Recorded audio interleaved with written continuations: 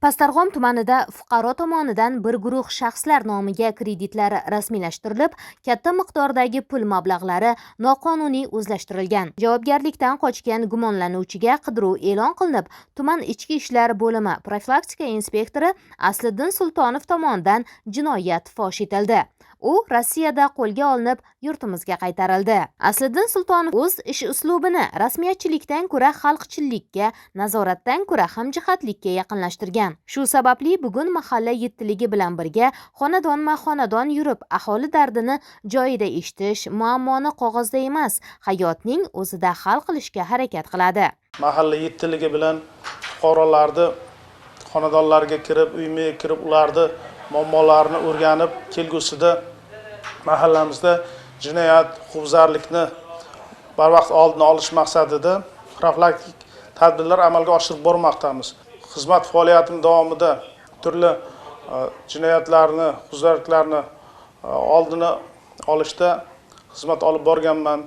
Notinch, ichkilikka ruju qo'ygan, muqaddam sudlangan, ruhiy kasal, ijtimoiy himoyaga muhtoj fuqarolarni doimiy ulardan xabar olib, ular bilan doimiy ravishda profilaktik ishlarni olib bormoqdamiz.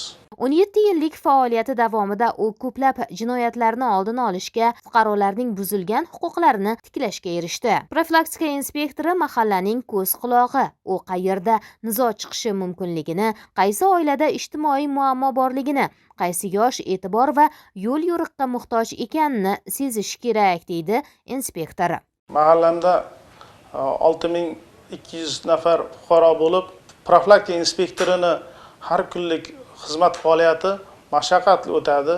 Sababi o'sha maqsadimiz xalqimizni, fuqarolarimizni tinchligini saqlash, ularning osoyishtaligini saqlash. Bu yo'lda mana mahalla yettiligi bilan doimiy ravishda profilaktika ishlarini olib boramiz. O'z xizmat vazifasiga vijdonan va sidqidildan yondashib, korrupsion holatni oldini olgani va fuqarolarda ichki ishlar organlariga bo'lgan ishonchni mustahkamlagani uchun Asliddin Sultonov davlatimiz tomonidan munosib rag'batlantirildi. Prezidentimiz farmoniga binoan Asliddin Sultonov shuhrat medali bilan taqdirlandi. O'zbekiston Respublikasiga sadoqat bilan xizmat qilaman. Bu mukofot nafaqat mening, balki Pastdarg'om tuman ichki ishlar bo'limining barcha shaxsiy tarkiplarini yutug'i deb bilaman.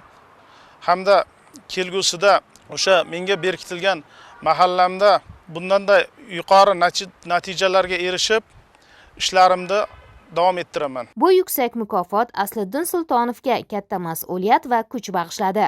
Odamlar ishonchi eng katta mukofot degan shior uning kundalik faoliyatiga aylandi.